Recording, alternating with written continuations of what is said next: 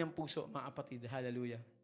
Dahil alam niya, yung mga susunod na kanyang sasambitin, hallelujah, ang magiging kagulatan, hallelujah, sa kanyang mga disipulo. Tandaan ninyo, ipagkakanulo ako ng isa sa inyo. 22, nagtinginan ang mga alagad, sapagkat hindi nila alam kung sino ang kanyang tinutukoy. Hallelujah. Sinabi ni Jesucristo sa kanila, no? Sila yung 12 na malapit sa Panginoon. Mga estudyante ng Panginoon. They're disciples of Christ. Hallelujah. At imagine, kumbaga, no, sa iyong circle, hallelujah, nagulat sila. Dahil isa sa atin, kaya nating, hallelujah, pagkakanulo natin, isa sa 12, kaya natin i-betray si Jesus. Nagulat sila. Hallelujah. At sabi dyan, mga kapatid, 23, katabi noon ni Jesus ang alagad na minamahal niya. 24, kaya't sinenyasan siya ni Simon Pedro at sinabihan, itanong mo nga kung sino ang tinutukoy niya. No, hallelujah. May katabi si Kristo na disipulo ng oras na ito. At sinabi ni Pedro doon sa disipulo na yon, tanong mo nga kay Jesus, sino yung tinutukoy niya? Hallelujah. 25, humilig ang alagad na ito sa dibdib ni Jesus at nagtanong, Panginoon, sino po ba iyon?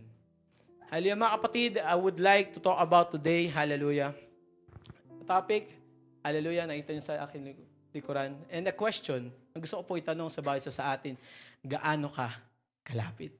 Amen. Gaano ka kalapit? Nandito ka ba sa kwarto na ito? Nandito ka ba sa labas? Hallelujah. Praise God. Tayo po ay manalangin, mga kapatid. Let's all bow down our heads and let us pray. Hallelujah. Heavenly Father, we thank you once again, Panginoon, hallelujah, sa inyo pong dakilang pagkilos, hallelujah, sa lugar na ito. Maraming salamat, Panginoon, hallelujah, for your moving Jesus, hallelujah. Thank you, Lord, for being us once more in this place, hallelujah. At this moment, Lord Jesus, we are praying, buksan mo, Panginoon, ang puso ng bawat isa sa amin. Buksan mo, Panginoon, ang isipan ng bawat isa sa amin, Lord Jesus. Hallelujah. Kumilos ka ng malaya, Panginoon, hallelujah, sa lugar na ito. Alam namin, Panginoon, na meron pong pagpapala naghihintay sa amin. Alam namin, Panginoon, na meron pong biyaya, Lord God, na naghihintay sa bawat isa sa amin. Kaya, Jesus, hallelujah, sa oras na ito, move within the face of this church, Lord God. Hallelujah. Hawakan mo, Panginoon, ang bawat isa sa amin and touch our hearts, O God. Hallelujah. Alam namin, Panginoon, Lord God, na may inanda ka po sa amin. Hallelujah. And we pray, Lord Jesus, na wala pong lalabas sa lugar na ito, Panginoon, na hindi nararamdaman ang iyong pagkilos. Hallelujah. We pray for victory, O God. Hallelujah. We pray for, hallelujah, the outpouring of the Holy Spirit today. This is what we pray, O God, sa iyong dakila at makapangyarihang pangalan. In Jesus' name we pray. Amen and amen. Hallelujah. Let's worship God. Hallelujah. Praise God. Thank you, Jesus. Glory. Glory. Hallelujah. In the name of Jesus. Hallelujah. Alam ko, mga kapatid, na inyo na pong nabati ang inyong mga katabi. But wala masama kung ulitin natin, mga kapatid. Amen? Hallelujah. So let's greet each other again. Hallelujah. With a smile. At pagkatapos, mga kapatid, tayo po ay makakaupo na. Thank you, Lord. In Jesus' name. Hallelujah. Praise God.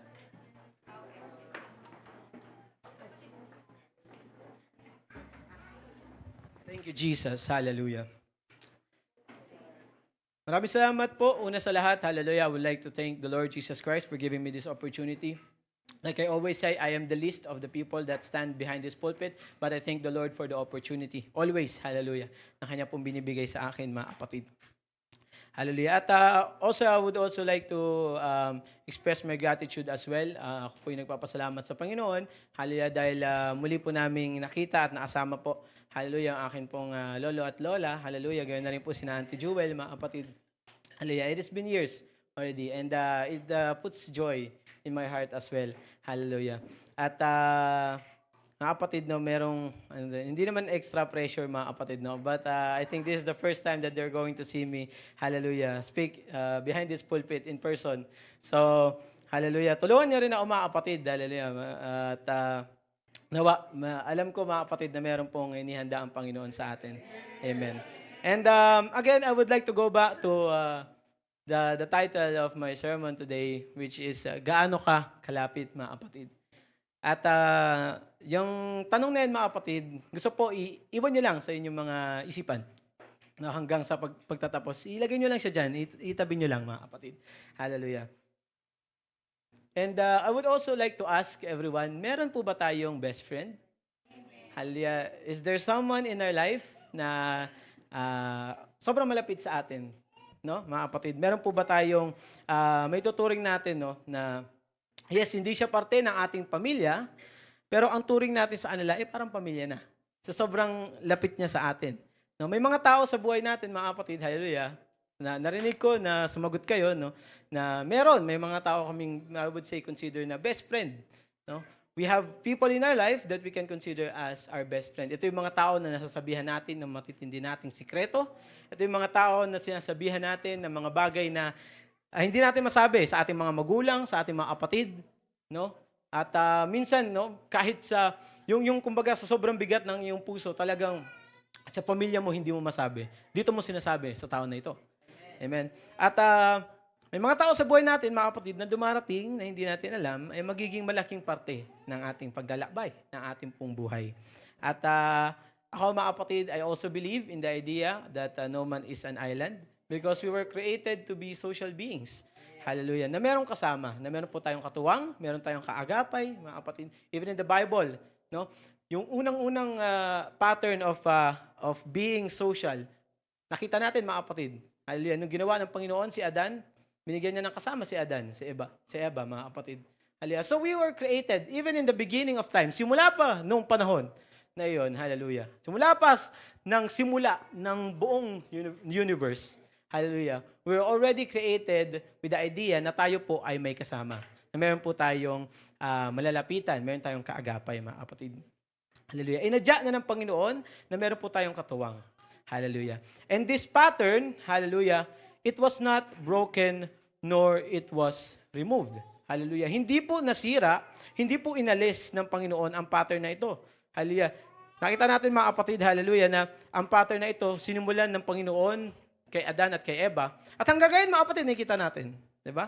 Katulad nito, mga kapatid, meron tayong gathering sa ating pong sa church. Hallelujah. At magkaasama tayo, mga kapatid. Evidence lang yun, mga kapatid. Ebidensya lang yun, mga kapatid, na alin? Hallelujah. That this pattern of company was never broken. Hindi po ito inalis ng Panginoon. Hallelujah. At naging totoo po ito kahit tayo, nakarelate tayo dyan, mga kapatid. At hallelujah, maraming representations, mga kapatid, hallelujah, sa Biblia, mga kapatid, no, ng mga tatay, ng mga nanay, kahit sa mga bata. Pero ngayon po, sa araw na ito, I would like to address someone that belongs to the youth.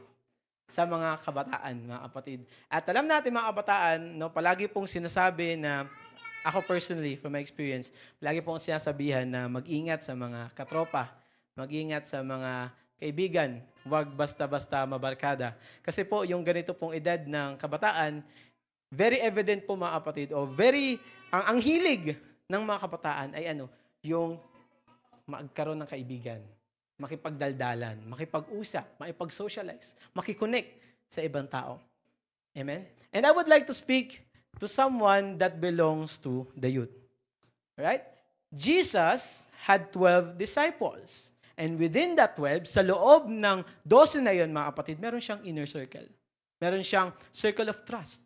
No? Na ito yung pinakamalalapit. Yes, yung 12 malapit sa Panginoong Hesukristo. Pero yung meron pang mas maliit na circle na bilang ng tao, yung 3 na mas malapit pa kay Jesus. Hallelujah. At itong 3 na yun ay si Pedro, si James, at si John.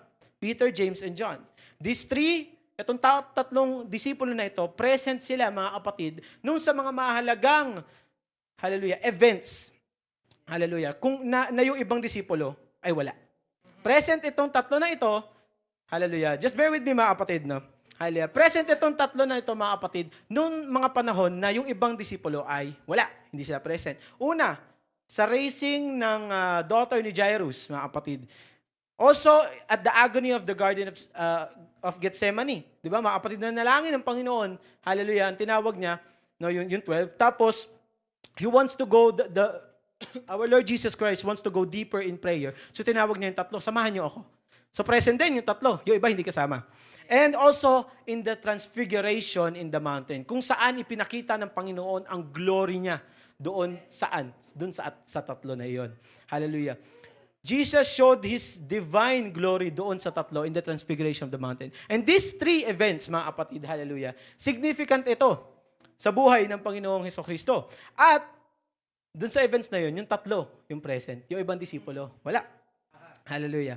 Even in the circle of Jesus, meron siyang mas malapit pa, mas close pa. Meron kang friends, meron kang closest friends, at meron kang best friends. Kapatid, no? Hallelujah. And just like us, hallelujah, meron pong mga tao na malalapit sa ating mga puso na palagi nandyan sa mga importanteng pagkakataon o events sa buhay natin. Sila yung mga tao or siya yung tao na kasama nung nagplano ng surprise sa birthday mo.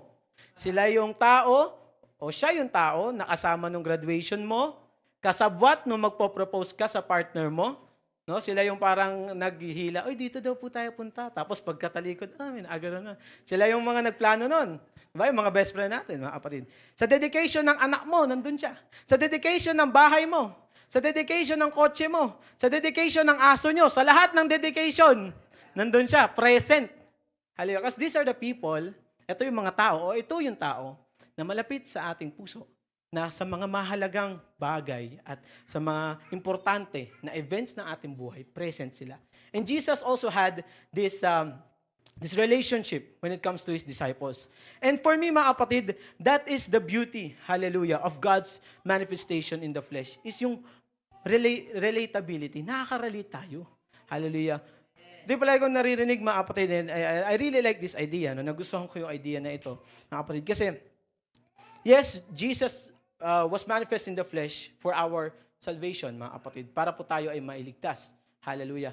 To be the sacrifice sa ating mga kasalanan. Pero mga kapatid, maganda rin ito. Bakit? Hallelujah. Kasi we can say that we can relate to Jesus Christ. Hallelujah. Naramdaman niya yung feeling ng pagiging tao. Naramdaman ng Panginoong Hesukristo. Hallelujah. Yung feeling na nasasaktan, di ba? Mga kapatid, na umiiyak. Naramdaman niya ang Panginoon. At ganoon din, nagkaroon din siya ng mga kaibigan, ng mga malalapit sa kanyang puso. Hallelujah. And that for me is beautiful, no? Na at that sense, mga kapatid, I can relate myself to Jesus Christ na hindi ko mag-feel na, yes, Panginoon siya, hindi natin inaalis yun sa kanya. Yes, si Jesus, He is God. Hallelujah. Pero somehow I can feel closer to Him. Naramdaman ko na mas malapit ako sa Panginoon. Bakit? Kasi nakaka-relate ako sa Kanya. Pag binasa ko yung Biblia, nakikita ko din yung sarili ko na, dumaan din ako dito. Pinagdadaanan ko din to. Diba, mga kapatid? Amen? Hallelujah. And that is the beauty of the manifestation of Jesus Christ in the flesh. Hallelujah. At pwede natin pag-usapan itong manifestation ng Panginoon sa flesh, yung kanyang ginawa. Pwede natin pag-usapan yan, mga kapatid. But I would like to focus on a specific thing. Hallelujah. Which is, yung kasama dun sa tatlo. Yung isa sa mga tatlo. Which is si John. And John was a disciple that we all wish we could be and have.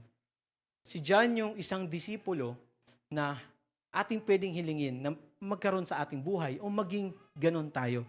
Hallelujah. John, no, mga kapatid, as many people call it, or sa iba nating mas kilala natin, John the Beloved, John whom Jesus loved, no? Si John na mahal ng Panginoon.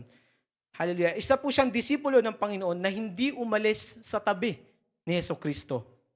Nandun siya nung mga mahalagang bagay na yon, yung mga events na yun, mga kapatid, sinabi ko, the raising of Jairus' daughter, nung pagkabuhay ng anak muli ni Jairus, hallelujah, nung nanalangin ng Panginoon sa Garden of Gethsemane, nandun siya. Nandun din siya sa Transfiguration in the mountain. Hallelujah, nung pinakita ng Panginoon yung kanyang glory dun sa tatlo, nandun din siya. Hallelujah. And it is believed, mga kapatid, and it can be seen in the Bible, that He is also the only one that was left at the cross during the crucifixion. Hallelujah. Kung babasahin natin, mga kapatid, yung Biblia, it was not explicitly said, no, in the book of John. Hallelujah. But there was a disciple that was left there. Merong disipulo na naiwan doon sa paanan ng krus. Hallelujah. Nung nakapako si Hesukristo. Hallelujah. And it is believed by records, hallelujah. Sinasabi ng mga records, mga kapatid, na ang natira doon ay si John. Hallelujah. At si John, mga kapatid, hallelujah, he chose to be close. Hallelujah. Pinili ni John na lumapit sa Panginoon at hindi lumayo. Mga kapatid, nung nadakip ang Panginoon. Nung siya ay pinako, asan yung ibang disipulo? Hallelujah. Nasaan yung ibang disipulo? Nung hinuli ang Panginoon. Hallelujah. At nung nalaman nila na ipapako ang Panginoon, saan sila? Takbuhan sila eh. Tago sila eh. Baka madamay ako dyan, baka makulat ako dyan eh. Collateral ako dyan eh. Instead na manood lang ako kay Jesus, kasama na ako, katabi na ako eh. Takbuhan sila mga kapatid. Hallelujah. And the beauty about John, in his personality, yung personality ni John, hallelujah, he did not feel that fear. Hindi niya naramdaman. Hallelujah. He did not run. He was the only one left at the cross. Siya lang yung naiwan doon sa cross. Hallelujah. Mga kapatid. And what I can see, mga kapatid, hallelujah, is that, no, if we can compare, no, transfiguration in the mountain, it was, I would say, the highest of highs nung si Kristo, ang Panginoon, hallelujah, ay nagmanifest sa pagiging tao, mga kapatid. Hallelujah. Yung transfiguration on the mount, yun yung highest of highs of the experience. Ibig sabihin, mga kapatid, dahil ito yung pinakamaganda. Bakit? Kasi pinakita niya yung glory niya. His face shined, hallelujah, shone like the sun. His clothes, hallelujah, kumikinang. Ito yung pinaka-highest of highs, hallelujah, na pwede ma-experience ng mga disipulo. Nandun yung tatlo. Doon sa pinakamagandang moment na yon, transfiguration. Pero doon sa pinaka-vulnerable na moment ni Jesus, na wala yung dalawa, isa na lang ang naiwan. Hallelujah. And John was there, hallelujah, during hallelujah, Jesus' transfiguration, doon sa taas, hallelujah, yung glory ng Panginoon, nandun siya. Hallelujah. Tapos nandun din siya sa pinaka-vulnerable, dun sa pinaka-mahinang state, hallelujah, ng katawan ng Panginoon, hallelujah. John chose to be with Jesus. Being with Jesus is a choice, mga kapatid, hallelujah.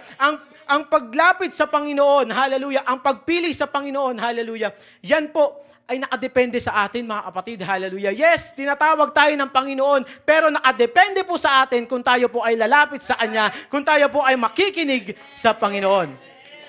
Hallelujah. Being with Jesus is a choice. At yun ang pinili, hallelujah, na desisyon ni John. And I would like to ask everyone, hallelujah, tayo po ba ay nasa tabi ni Jesus ng Panginoon nung puro blessings po ang nakikita natin sa ating buhay? Hallelujah. Nung punong-puno yung ating pitaka, mga kapatid, tayo ba ay malapit sa Panginoon? Nasa tabi ba tayo ng Panginoon? Hallelujah. Nung panahon na kahit ulan at bagyo, di makatinag sa atin kasi masaya tayo. Nung panahon na may kotse tayo. Nung panahon na tayo ay yung nagpapautang, mga kapatid. Nung panahon na malakas tayo at nung panahon na buo tayo, nandun ba tayo sa tabi ng Panginoon? Hallelujah. Paano naman nung nasa mababa, hallelujah, tayo? In that vulnerable moment in our life, mga kapatid, nung puno tayo ng problema, nandun ba tayo sa tabi ng Panginoon? Nung wala tayong matakbuhan, nandun ba tayo sa tabi ng Panginoon? Nung butas yung bulsa natin, nung onting tulak na lang, bibigay na tayo. Nung nasira yung sasakyan mo, nung ikaw naman ang nangungutang at hindi mo alam saan maghahanap ng mahihiraman, nung mahina ka, nung panahon na kulang ka na. Hallelujah. Doon sa dalawang moments dahil, mga kapatid, saan tayo mas malapit sa Panginoon? Hallelujah. Madalas, mga kapatid, sasagot natin, mas malapit ako sa Panginoon nung vulnerable ako eh. Hallelujah. No? Pero mas madaling lumapit sa Panginoon, hallelujah, kapag nanghina na tayo, hallelujah.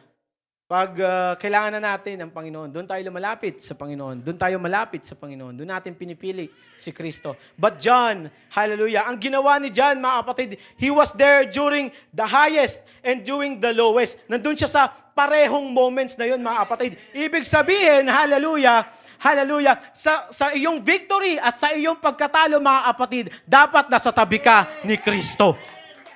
Hallelujah. Praise God. Nakapaghinanap tayo ni Kristo, nakapaghinanap tayo ng ating Panginoon, hallelujah, during our victory, nandyan tayo, tabi tayo ng Panginoon. At during our vulnerable moments, nandyan din tayo sa tabi ng Panginoon. Hallelujah. Kapatid, walang nilagay na pader ang Panginoon, hallelujah, sa atin para hindi po tayo makalapit sa Kanya. Inalis niya pa nga yung harang, mga kapatid. Pinunit niya pa nga yung tabing. Winasa niya pa nga, Hallelujah, ang tanikala para makalapit po tayo sa Kanya. Hallelujah, na makatabi po natin siya, mga kapatid. Sa ating kahinaan at sa ating kasaganahan, mga kapatid, hallelujah, gumawa ang Panginoon ng daan para tayo po ay makalapit sa Kanya. Palakpakan natin ang Panginoon. Amen. Hallelujah, hallelujah. Thank you, Jesus.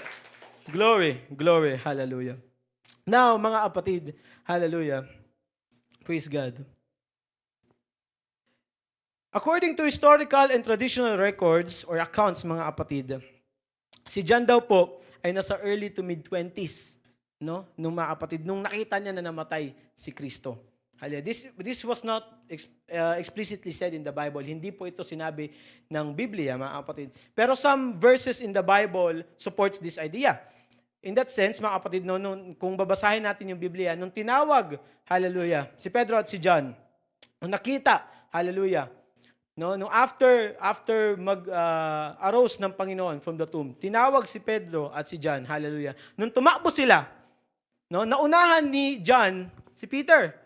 It just shows, mga kapatid, na mas malakas itong si John, na somehow, posible, na mas bata siya. And in records, mga kapatid, according sa history, hallelujah, nasa 20 to 25 si John, nung nakita niya si Kristo, hallelujah, na nakapako sa krus. And mind you, mga kapatid, lahat ng kasama niya sa 12, lahat sila sa 12, yung natitira, lahat yun almost nasa 30 pataas na. Siya yung pinakabata, mga kapatid. Hallelujah. Kaya ito yung sinasabi ko, mga kapatid, that I would like to speak to someone that belongs to the youth. Hallelujah. Bata. Meron pa ngang mga theory, mga kapatid, na 16 or 17 daw si John. Hallelujah. Nung nakita niya si Kristo na nakapako sa krus. But, the point stands that si John, bata siya, mga kapatid. Hallelujah. And this is not to just, sabi ko dyan, hindi dahilan ng edad. Hindi ko sinasabi na kailangan bata ka, tapos matanda ka, wala ka na magagawa.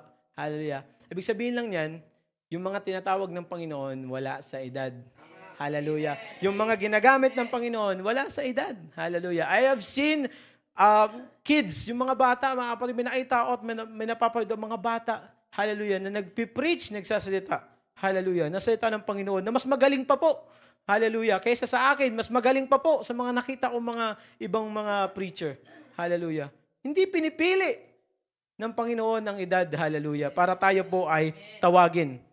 If anything, John's age did not hinder his calling. Hindi nito pinigilan ang kanyang pagtawag. Hallelujah. Ang kanyang discipleship.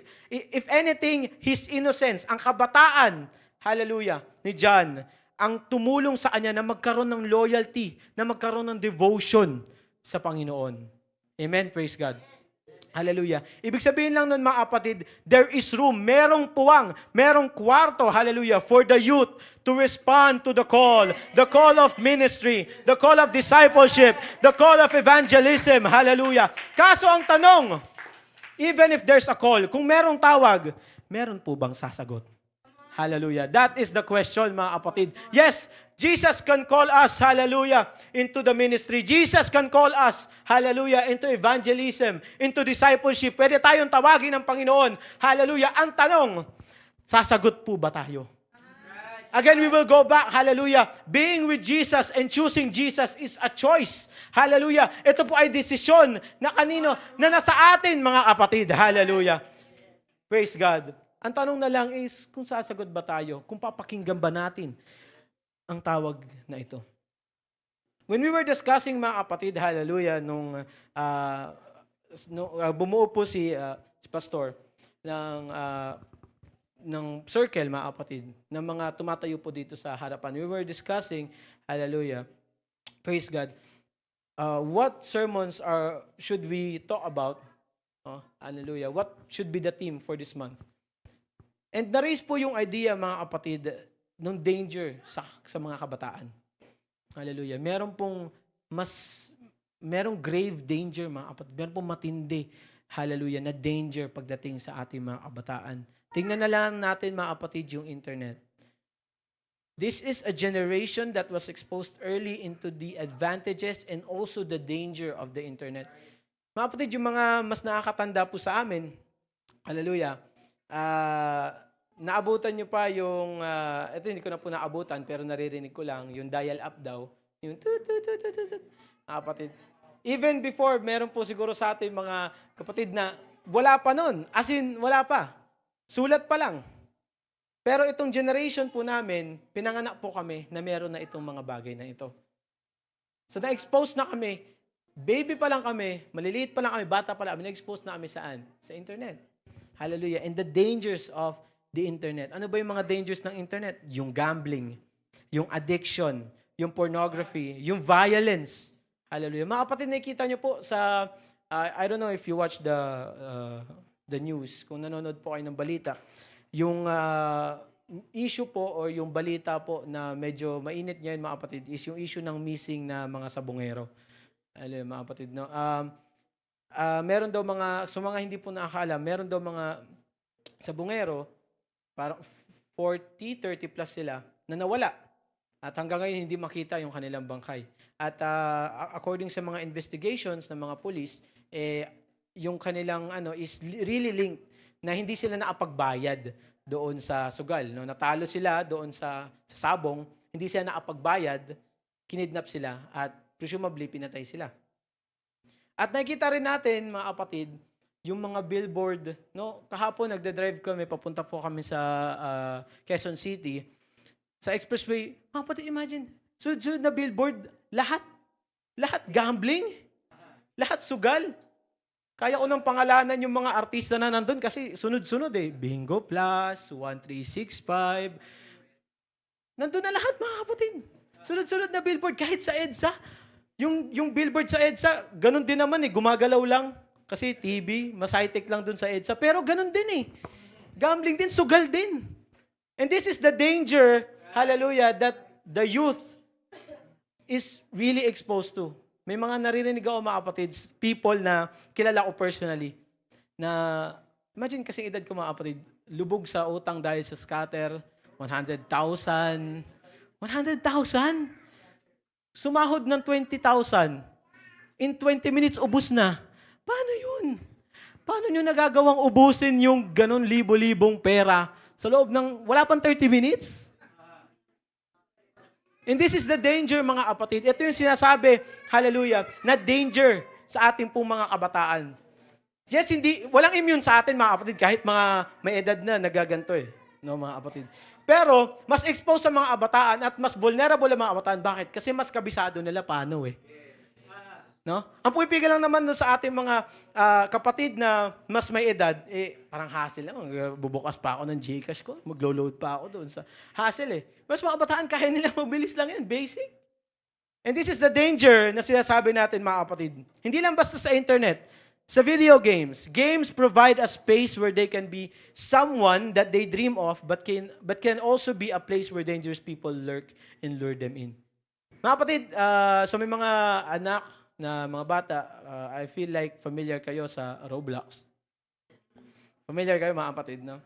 At hindi ko po sa inaano, pero possibly yung mga anak nyo nakikwento or even naglalaro po nung laro na iyon. And video games also pose a threat to our youth. Ito po ay nagbibigay din ng danger sa ating mga kabataan. Bakit? Hallelujah. Kapatid, hindi nyo alam kung sino yung kalaro nila doon, sino yung kachat nila doon. Yes, sila, 8 years old, 10 years old. Ang kachat nila, 30 na. Predator, pedophile, mga kapatid. Mga tao na ang gusto mangyari ay masama. Hallelujah. And video games provide a space. Binibigyan nila ng space. Hallelujah. Itong mga masasamang tao na ito para kumilos dun sa mga bata. Ano pa?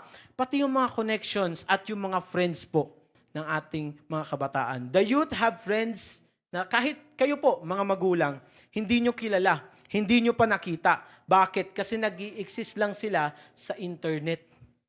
Meron pong mga kaibigan, possibly meron pong mga akilala. Ako din, mga kapatid, I was guilty of this one. Hallelujah. Na nung elementary high school kami, grade 7, grade 8, kami nung kapatid ko, we like to play games na yung social, parang mga chat-chat na mga games. No? may character ka, maglalakad, lalapitan mo, may kailala ka. I thank the Lord na kasi yung mga naging kaibigan namin doon ay hindi naman masasamang tao, kasing edad lang talaga namin. No? Hanggang ngayon, friends pa rin namin sila sa Facebook. No? Pero mga kapatid, we need to be wary. Kailangan natin maging cautious. Hallelujah. Bakit?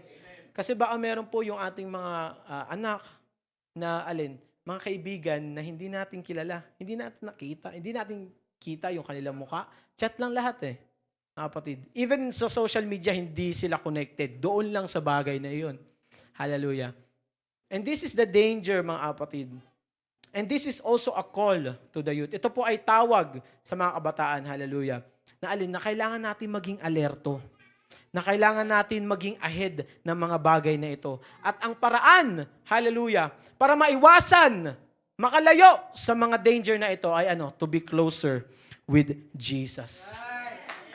Hallelujah. If we will look back, mga kapatid, hallelujah, to the disciples, nung napuno ng takot ang ibang mga disipulo at nagtakbuhan, nasaan si John? Nandoon siya sa tabi ng Panginoon. He was there because he did not feel fear. He did not feel fear because he was close to Jesus. Hallelujah. Hindi ka makakaramdam ng takot. Hindi ka makakaramdam ng temptation. Lalayo ang kaaway sa iyo. Bakit? Kasi ikaw ay nasa tabi ng Panginoon.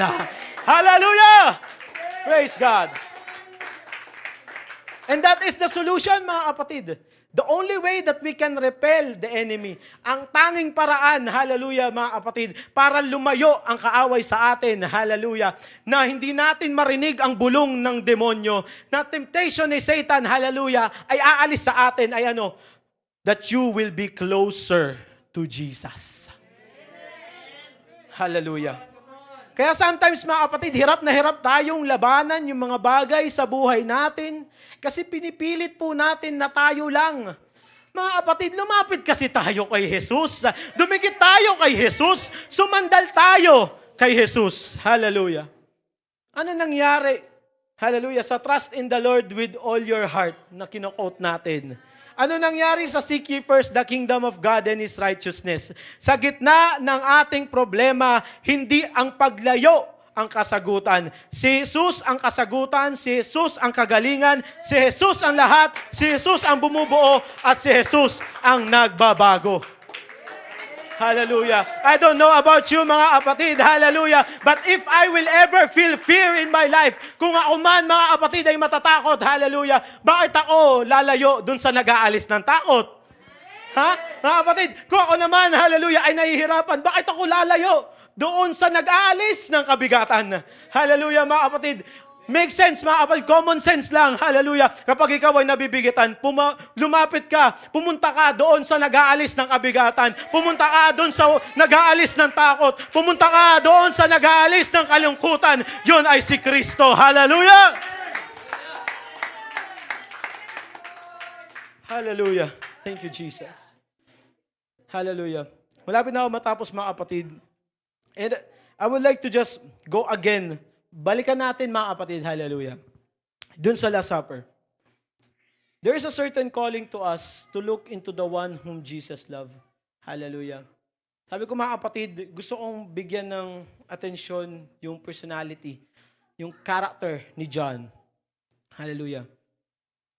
Katulad ni John, hallelujah, pinipilit niya at pinipili niya na dumikit at lumapit sa Panginoon. Hallelujah. Nagandahan ako dito, mga kapatid. And I think I missed this before, no? Hindi ko siya napansin dati. Pero when I read the Bible again, no? Doon kanina sa John 13:22, no? Nagtinginan ang mga alagad sapagkat hindi nila alam kung sino ang kanyang tinutukoy. Katabi noon ni Jesus ang alagad na minamahal niya. Kaya't sinenyasan siya ni Simon Pedro at sinabihan, itanong mo nga kung sino ang tinutukoy niya. Humilig ang alagad na ito sa dibdib ni Jesus at nagtanong, Panginoon, sino po ba iyon? I missed this before, mga kapatid. Hindi ko siya binigyan ng pansin. Hallelujah. Pero when I read it again, nung binasa ko kagabi, hallelujah, again, for the nth time, this one, na-realize ko, hallelujah. Imagine sa table, no? Sa table, when they were eating, kumakain siya, Last Supper.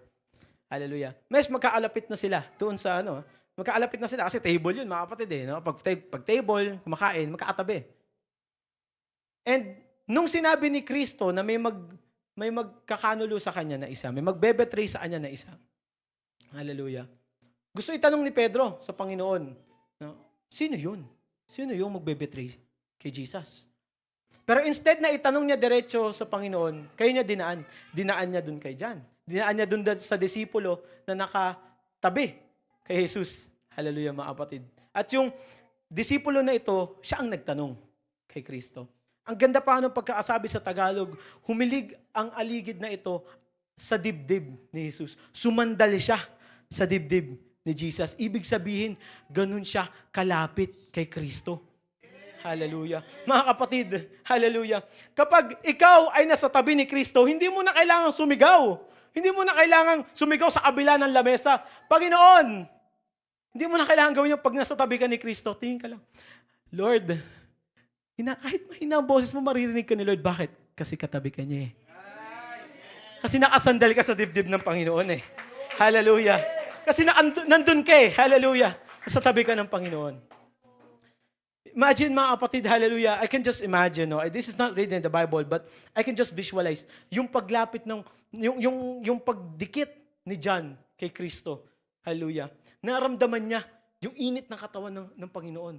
Maybe he can also feel the fear, hallelujah, the anxiety that Jesus was feeling during that time. Hallelujah, because this was the last moment. Before, di ba mga kapatid, last supper, tas kinaumagahan, inaresto na siya. And Jesus know all about this. Alam ng Panginoon na mangyayari ito. Hallelujah. And I can just imagine John, hallelujah, nakasandal siya sa Panginoon. Naramdaman niya, hallelujah. Possibly, kapag nakasandal tayo sa tao, mga kapatid, hallelujah, may sense sa atin na connected tayo sa kanila. No? Na kahit yung iniisip nila, feeling natin, yung puso at yung iniisip nila, yung laman ng puso at isip nila, hallelujah, nalaman natin, mga kapatid. And maybe, I could just say this, hallelujah, during that time, hallelujah, siguro naririnig din ni John yung tibok ng puso ng Panginoon. Hallelujah. Dahil siya ay malapit, dahil siya ay nakasandal. Hallelujah. Meron tayong mga panalangin, mga kapatid, na gusto natin ng kasagutan, na gusto natin na, Lord, pakinggan mo ang aking panalangin. Mga kapatid, maririnig mo lang yan kapag tumabi ka sa Panginoon. Hallelujah. You will only hear the heartbeat of God kapag ikaw ay nasa tabi ni God. Hallelujah. Gusto ba nating maramdaman yung pag-ibig ulit ng Panginoon? Gusto ba natin, mga kapatid, maramdaman ulit, hallelujah, yung biyaya? Gusto mo bang matamasa ulit yung biyaya ng Panginoon? Hallelujah. The answer is, draw closer to Him. Lumapit tayo sa Kanya. Hallelujah. At katulad, mga kapatid, nung title po ng aking sermon kanina, gusto ko rin, di ba sabi ko sa inyo mga kapatid, iwan nyo yung question na yan. Gusto ko balikan natin ngayon. Gaano ba tayo kalapit kay Kristo? Nandoon po ba tayo sa dulo, sa kabilang parte ng lamesa, kung nasaan ang Panginoon? Nandun po ba tayo sa sulok ng kwarto? Nandun po ba tayo sa labas ng kwarto? Nasa gitna ka ba?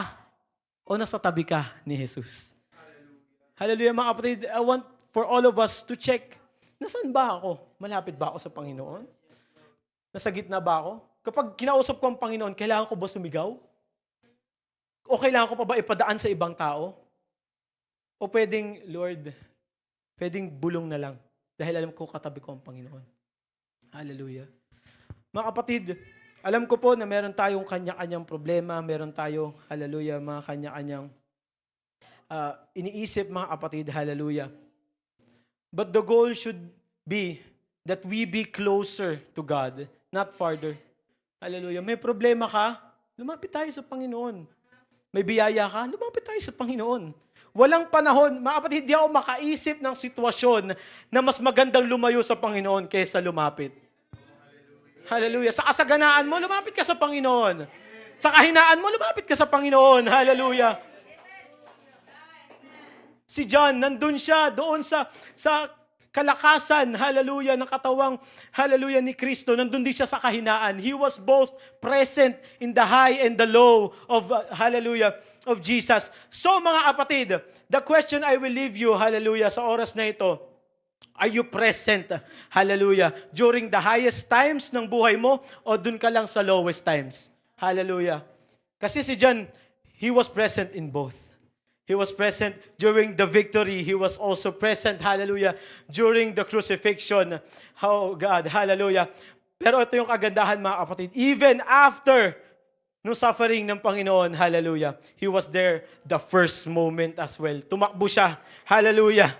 Mga kapatid, kung hindi natin na nakikita ang Panginoon sa oras na ito, hallelujah, I want for us to pray, Lord, hindi na po kita nakikita. Panginoon, hindi na kita nararamdaman, hallelujah. Gusto ko mga kapatid na tumakbo tayo papalapit sa Panginoon, hallelujah. Nung narinig nila yung balita, naglakad ba sila? Hallelujah. Nagpa-duyang-duyan ba sila? Hallelujah. Hindi, tumakbo sila. Sa sobrang bilis tumakbo ni John, naunahan niya pa si Pedro. Mga kapatid, dapat ganon ang desire natin na lumapit sa Panginoon. Dapat ganon ang desire natin na makita si Jesus. Dapat ganon na lamang ang pag-ibig natin kay Jesus. Hallelujah. Natatakbo tayo, nabibilisan natin. Hallelujah. Na-excited tayo sa kung ano ang hihinanda ng Panginoon sa atin. Hallelujah! Praise God. Hallelujah. Hallelujah. Tayo pong lahat mga kapatid ay tatayo. Praise God. Hallelujah. Ang point na gusto ko, hallelujah, natandaan natin, ang mensahe, hallelujah, sa oras na ito, very obvious na tayo po dapat ay malapit. Hallelujah.